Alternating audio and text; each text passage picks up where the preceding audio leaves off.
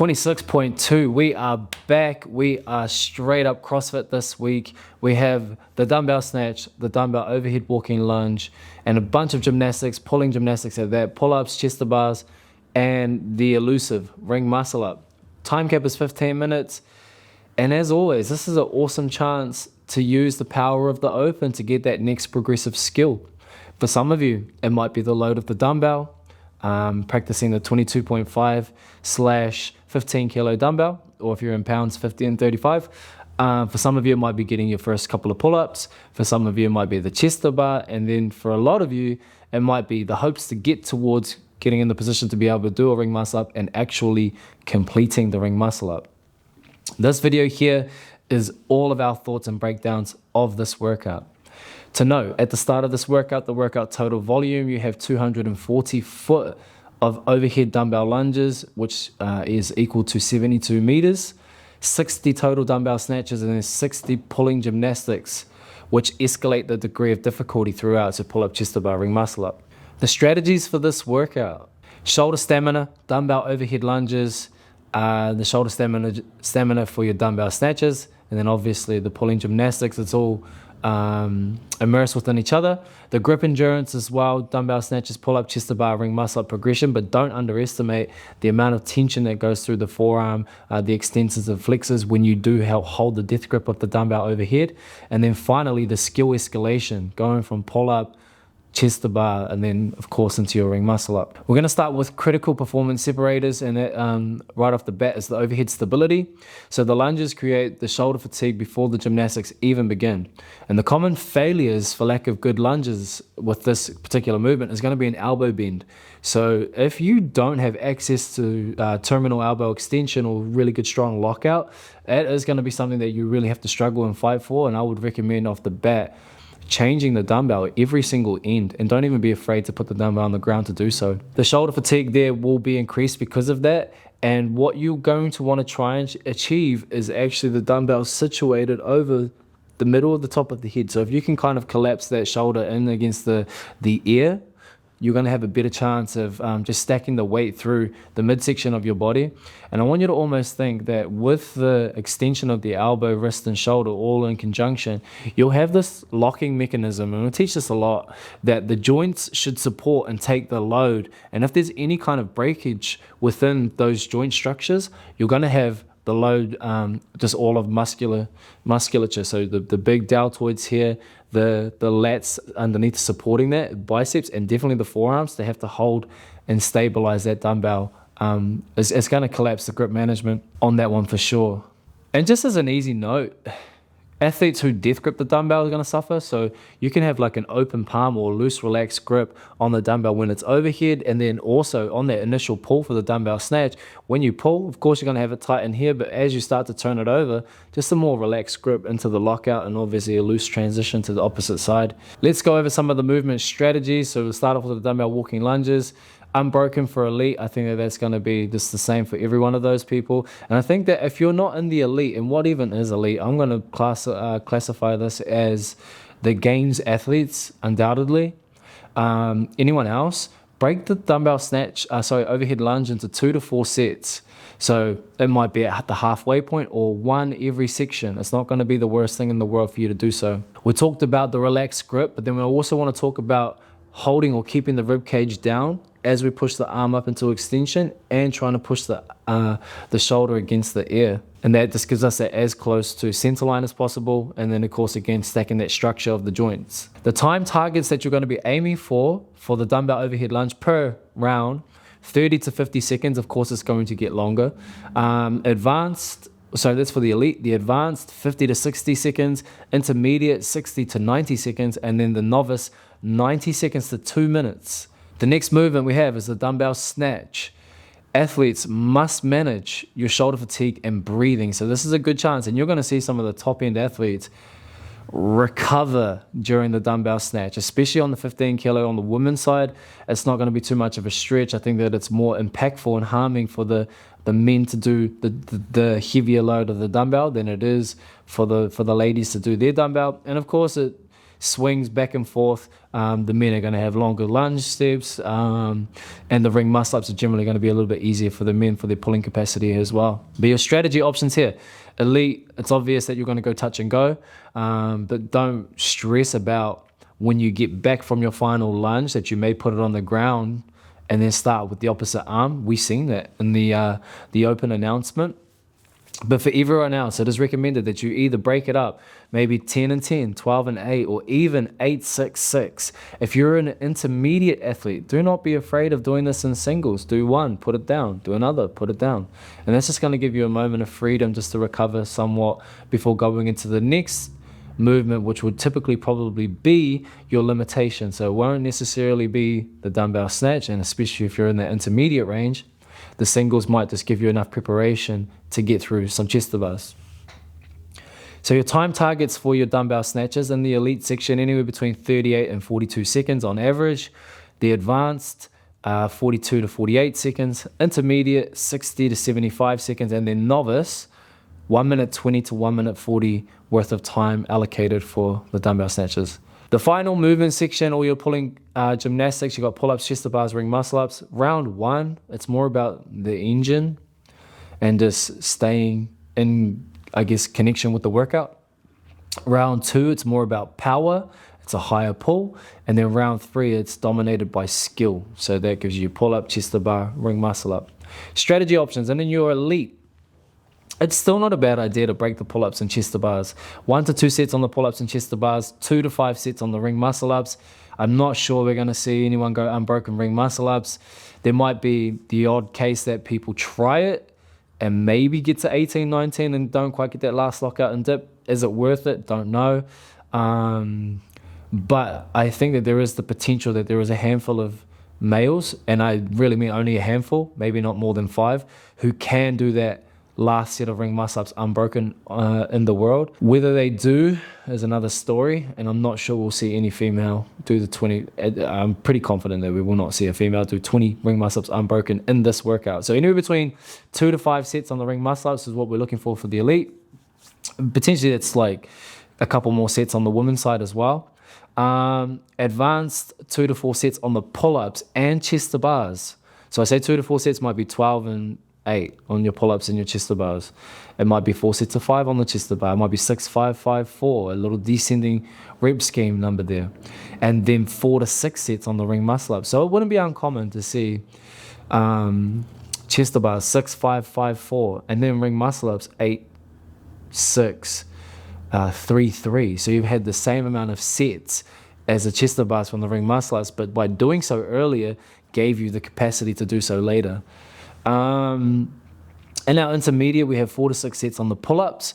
Potentially there's singles only on the chest to bars, so that's fine. And then 1 or more ring muscle ups. So that's in the intermediate. Yeah, you're going to get there with some time. Can you pull off the ring muscle up? Novice, singles or doubles on the pull-ups. You might be doing 20 singles pull-ups. Singles on the chest to bars for sure. You might get out of the chest to bars. You might not. But you're looking for a fast tie break time before the ring muscle ups. Now, here's where you would look at the workout, and you might do a redo or might not. You are going to chase the tie break time. But if you chase it too hard too early and it puts you out and you only get 12 out of 20 chest to bars, you might look at redoing this workout, slow it down a little bit, and then look to get the reps, because once you get those 8 more chest to bars, you're back into lunges and you can carry on the workout and get a whole bunch more reps. So yeah, tie breaks are important, but they're not as important as 1 more rep. Here are some racing strategies, elite racing strategies, and this workout is essentially comfortable, manage, survive from round to round. So I've got that over 3 rounds. The first round, 90 seconds to 2 minutes. The second round is a 2 minute 30 to 3 minute window of total time, and it's your chest to bar round. And then your final round, 3 to 4 minutes, whilst having completed dumbbells, overhead lunges, and the ring muscle ups. And that gives you a total time of 7 to 9 minutes. And I think that the outliers will be sub 6 minutes 30. I've kind of worked it out that with the total time of volume that needs to be completed of work, it's going to take 6 minutes 30 regardless, but that's with the 2 minute window allocated for the ring muscle up. Now, if you want to get faster than 6 minutes 30, you need to pull that ring muscle up window down. If you go 1 minute 50 for ring muscle ups, you've got a 6:20. If you go 1 minute 40, you've got a 6:10, and so forth. So that's where I think that the outliers will be a sub 6:30. I don't think that there's going to be many.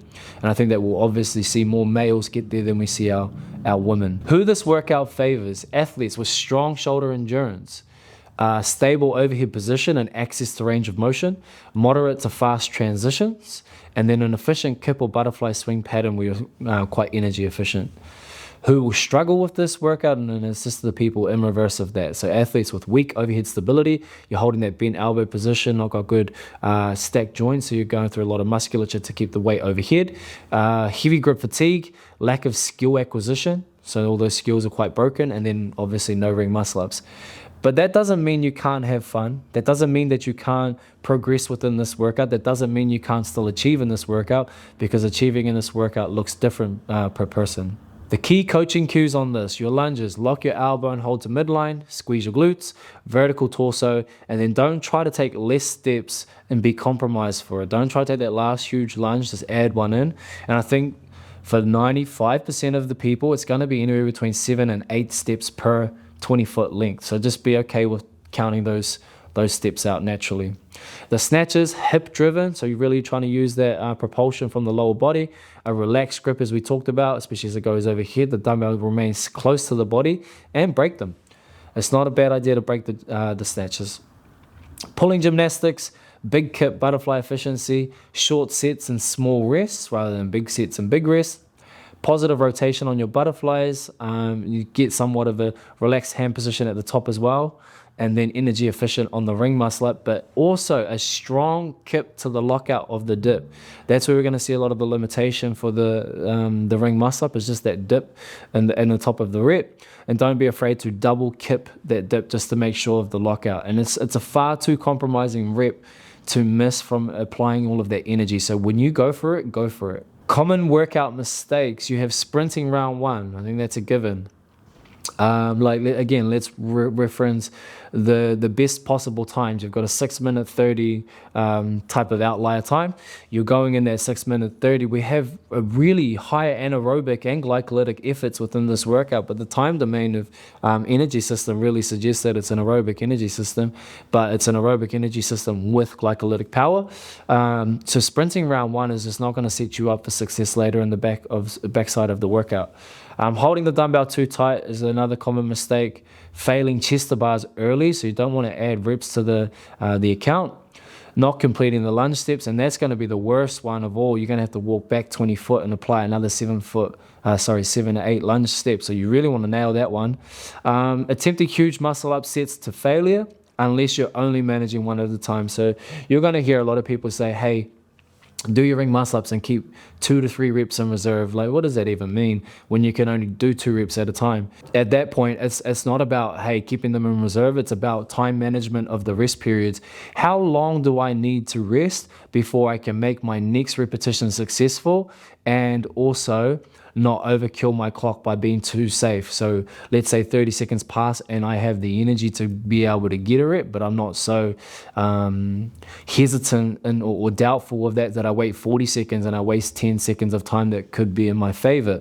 But the opposite side of the equation is I only go up on the 20-second marker and I get a half a dip out and I come down and I lose the rep. But if I had waited that 10 seconds, I would have got the rep. And you don't know until you go and do it. But I would say for those people that are in that situation where every ring muscle up is super impactful, and like if you're going to get finished in the ring muscle ups, and every ring muscle up is going to be a whole bunch of scores on the leaderboard, then it would pay to be more conservative. Spend the extra 10 seconds down on the ground rather than going up too early, missing, because not only do you waste that time that you rested, you wasted the energy on the muscle up, morale goes down, and now you're going to take a longer rest than that first one anyway, so you'll be out of pocket by about a minute. My last common workout mistake, is the transitions are too slow for some, but for most it's too fast. It doesn't really have to be that fast a transition. Predicted winning times, and this is going to be different from the men and the women, as we predicted last week, and we kind of seen that, with 80 odd females finishing last week and less than 40 men. This week the tables flip, and we have the predicted winning times: men 6:05 to 6:10, so that little range there, and that is a super outlier on the ring muscle up capacity. And then the women 6:30 to 6:40, and I think that just with a couple of adjustments that they might see, or the top women might see of the live announcement, they'll be able to make that happen. I'm going to go on a whim here and say the men's winner for event 26.2 will be Victor Hoffer from France. And on the women's side, I don't know. Potentially Lucy Campbell, but I don't know. The keys to success, I think the biggest motto here is it's not when you get to the ring muscle ups, but how. So yeah, you can get there with a bunch of time, but if you don't have the energy tank in reserve, it's not going to serve you very well. We just seen Amy Kringle come from last place and very nearly win the overall time. So that matters. Smooth on the dumbbell grip for the lunges and not being afraid to take a break. And even within the first round, it's not going to be one within the first round. You should not exceed 30% of your max set of gymnastics. So if you wanted to do 20 pull-ups unbroken, you better have 60 pull-ups in the bank. If you don't have 60 pull-ups in the bank, don't do 20 unbroken. It's not worth it. Just break them into 2 sets. Same thing with the chest to bar, same thing with the ring muscle ups. But when you get to the ring muscle ups, the whole game changes. And again, just refer to some of those points we just mentioned earlier. You think this is a fast workout, but there is time. There is so much time in this workout. Break the dumbbell snatches into 2 sets with a brief break, maybe even 3 sets, or even the singles we talked about, potentially if you need it come later in the week. So that is 26.2. Those are our thoughts, strategies, tips, and breakdowns, and we hope to see you on the leaderboard.